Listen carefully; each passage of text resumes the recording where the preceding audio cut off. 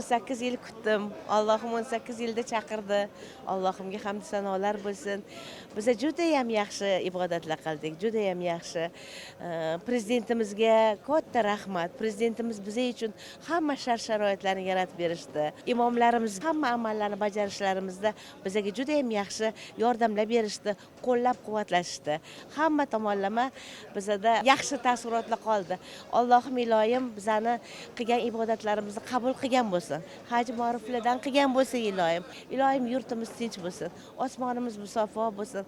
Hamma yurtda tinchlik, xotirjamlik bo'lsin. O'zbekistonimiz gullab yashnaversin. Yana bir xursand bo'lgan joyimiz bizga prezident hojilari qo'shilishdi. Shulardan biz juda ham xursand bo'ldik.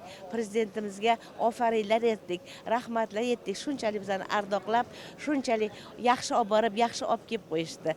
Rahmat, minnatdormiz.